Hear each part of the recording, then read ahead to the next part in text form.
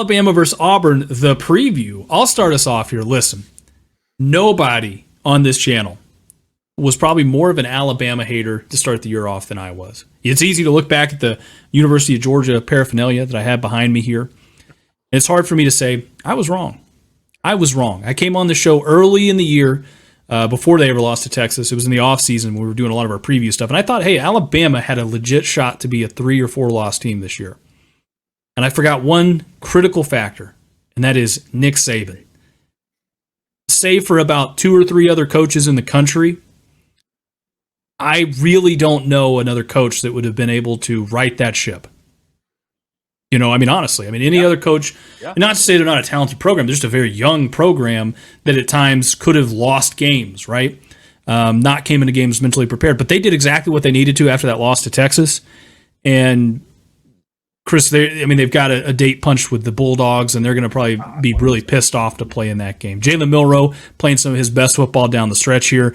He's a guy that can throw the ball a little bit, right? He's getting better at throwing the football as the season's gone on.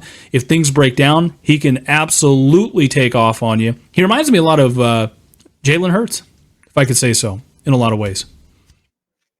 Yeah.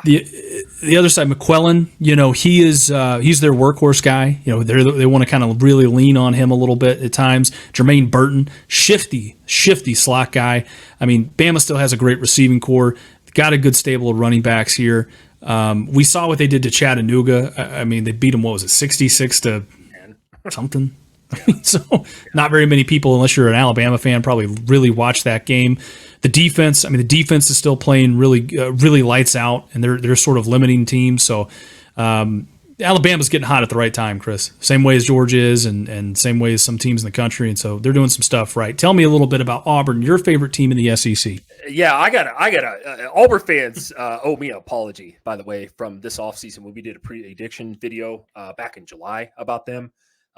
I said you guys were going to get 6 wins this year. That's exactly what it's going to be. Me, Christian, both of us took a lot of shit from some of you Auburn fans. I don't understand what the hell you thought that they were winning 9 or 10 games this year. Crazy. But I will say this about Auburn. Your quarterback, Peyton Thorne, I saw him at Michigan State. Middle of the road, right, Christian? A Big Ten quarterback. It was okay. It wasn't terrible. It wasn't great by any means.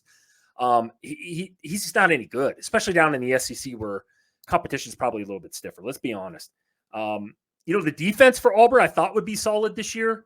At times it looks that way. They played. Everybody's going to tell me, "Oh, but Chris, they played Georgia really tough for a half." Yeah. So does everybody for about a quarter now. And what the hell happened last week? I'm not trying to make this a hate Auburn session. But you lost to New Mexico State, something called New Mexico State at home, 31-10.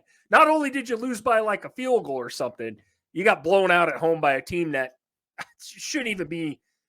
I'm not even going to go there, Christian. God, that just upsets me because it makes the SEC look really bad too. I can't believe that after beating Arkansas 48-10 the week before. It just doesn't make any sense to me what's going on at Auburn with Hugh Freeze right now.